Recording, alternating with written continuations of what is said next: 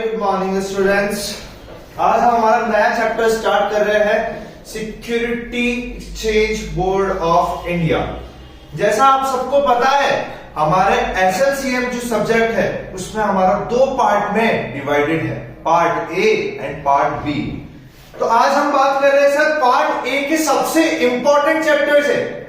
हमारे part A में हमने फर्स्ट क्लास में बात की थी, सेबी इंपॉर्टेंट है, एससीआरए इंपॉर्टेंट है, टेक ओवर मोस्ट इंपॉर्टेंट है।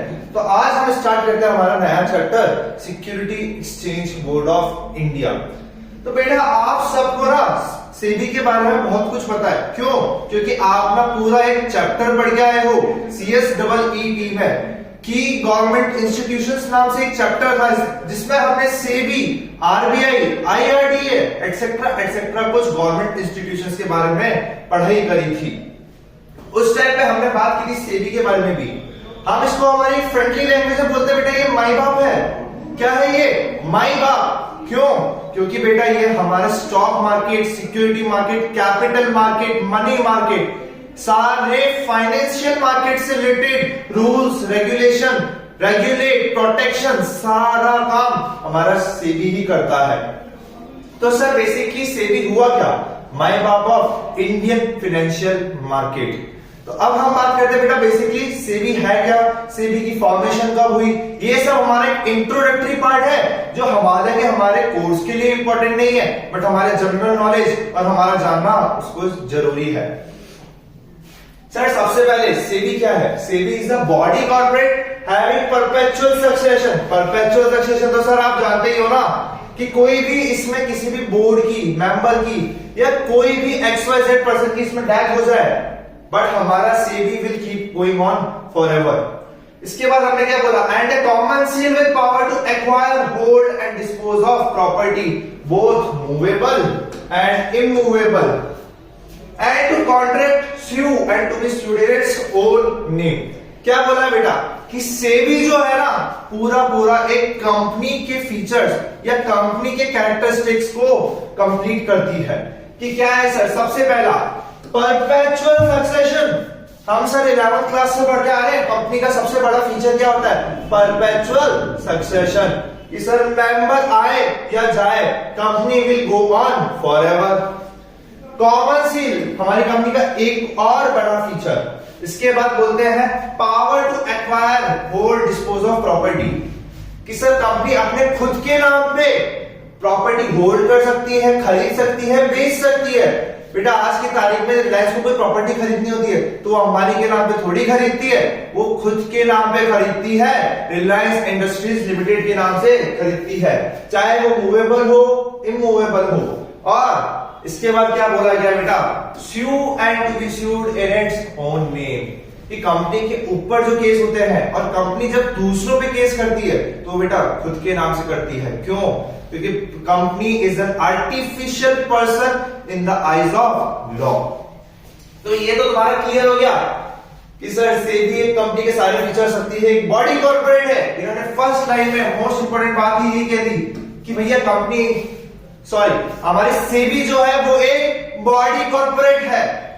अब हम बात करते हैं इसके कुछ हेड ऑफिस वगैरह के बारे में जो हमने CSET में एज इट इज पढ़ा था कि इसका बेटा हेड ऑफिस मुंबई में है और इसके कुछ रीजनल ऑफिस वगैरह है।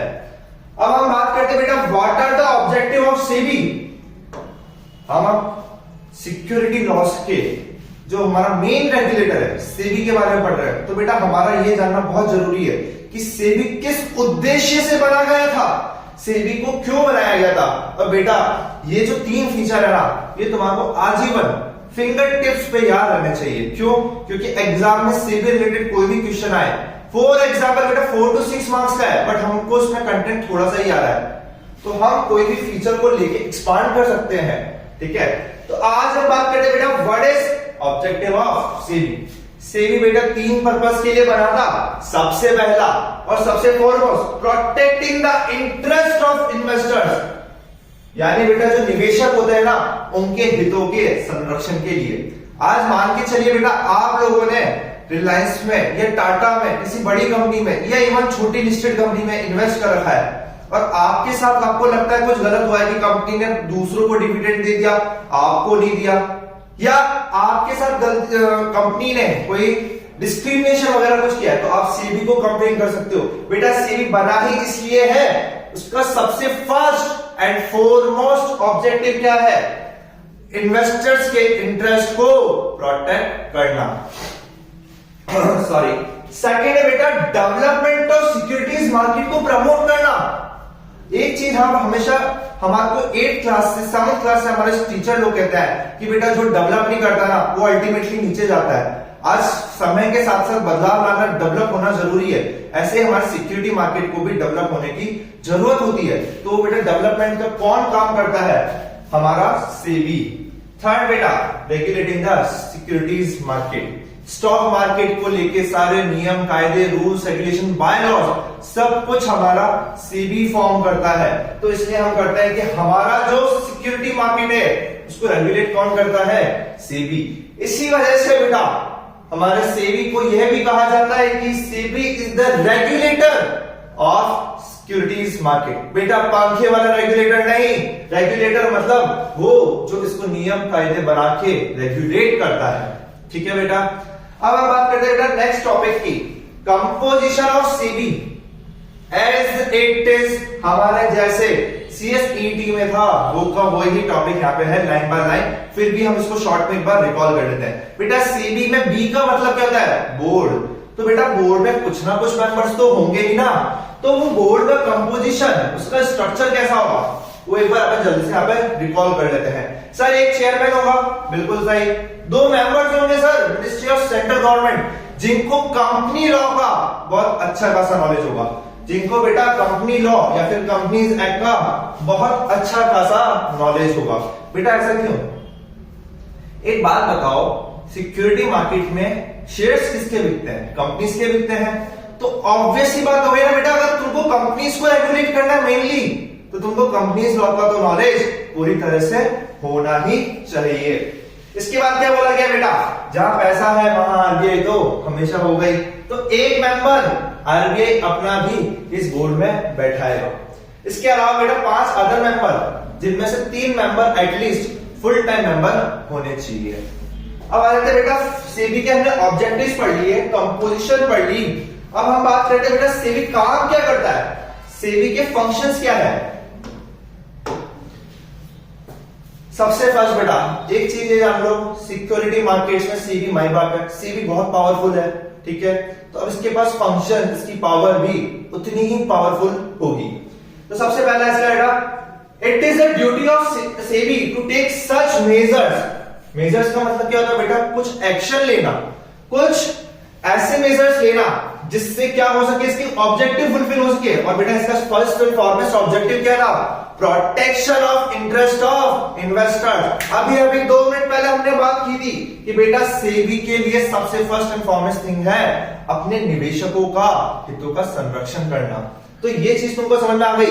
जब उसका फर्स्ट ऑब्जेक्टिव भी वही है तो हमारी मेन पावर भी यही है कि कुछ भी सच मेजर्स यानी कुछ भी एक्शन लेना।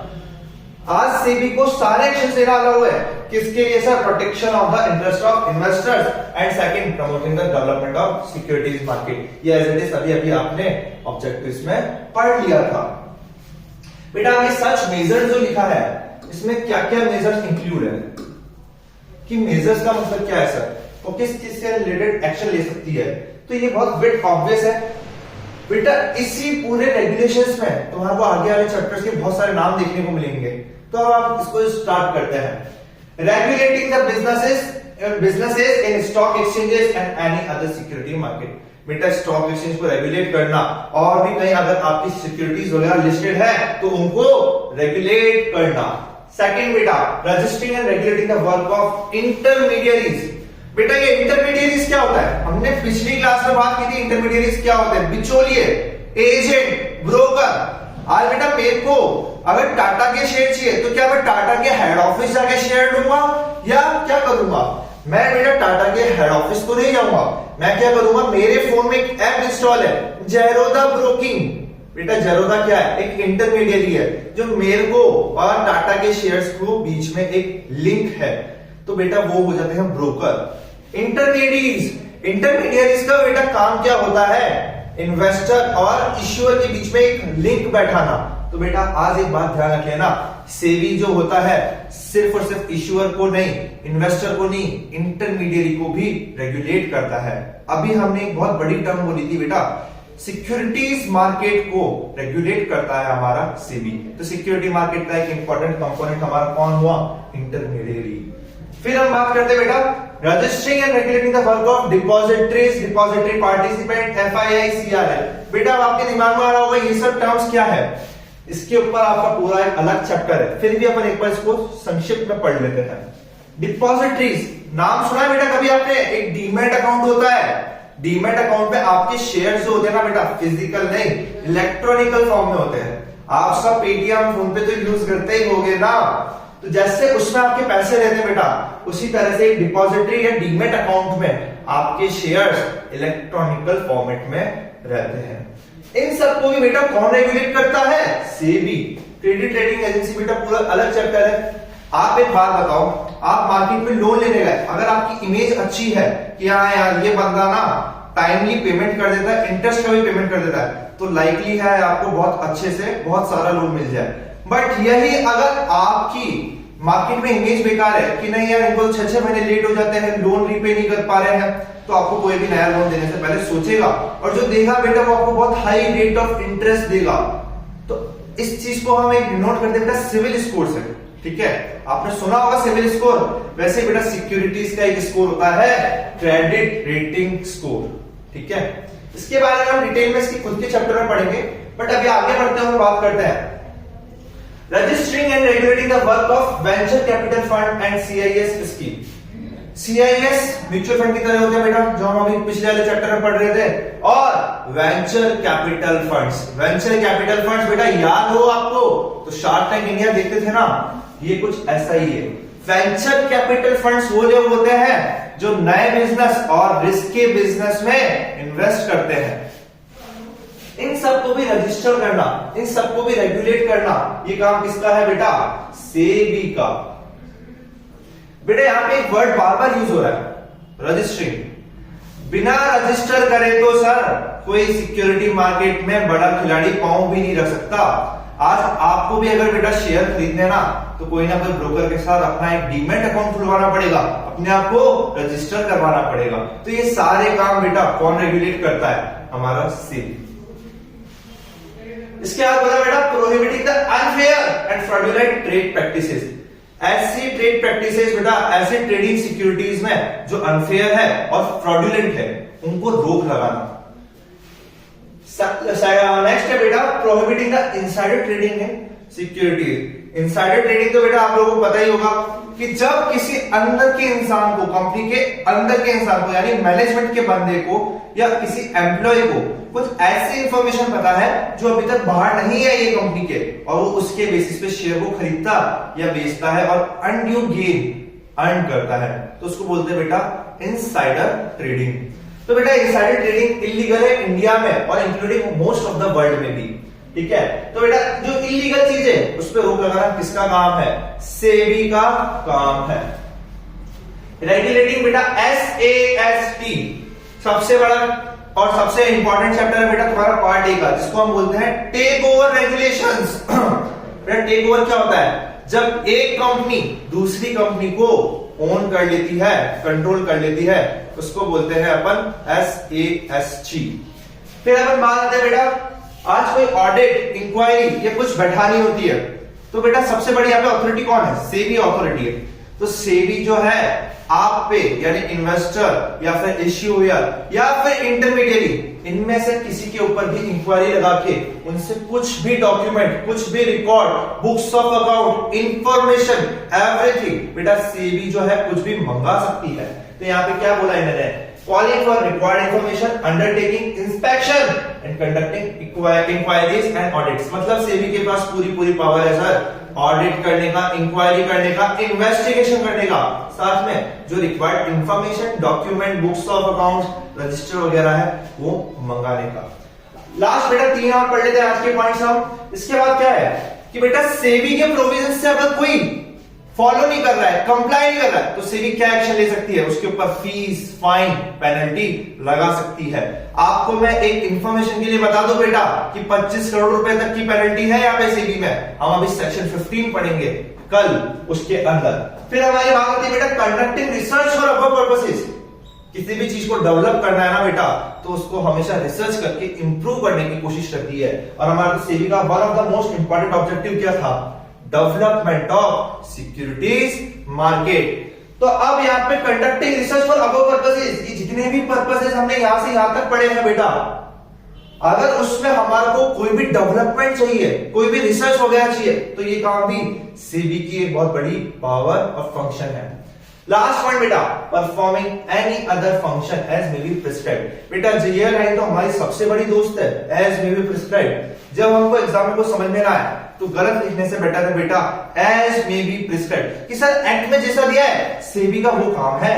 तो ये लास्ट हमारी लाइन है कि ऊपर कुछ भी छूट जाए as may be prescribed, act में और कुछ भी गिवन हो एज मे बी प्रिस्क्राइब्ड। हम हमेशा नहीं कहते बेटा पूजा करने के बाद भगवान भूल चूक हुई हो तो माफ कर जो, तो बेटा ये वही वाली बात है कि performing any other functions as may be prescribed. तो बेटा अब हमारा नेक्स्ट टॉपिक जो है हम कल से कंटिन्यू करेंगे कि अब सेबी की जो मेन पावर है सिविल कोर्ट वाली वो क्या क्या है। तो मैं उम्मीद करता हूं आप ये एक बार यहां तक पूरा रीड करोगे और जो मेरी कुछ क्वेरीज है उसका आप सॉल्यूशन दोगे।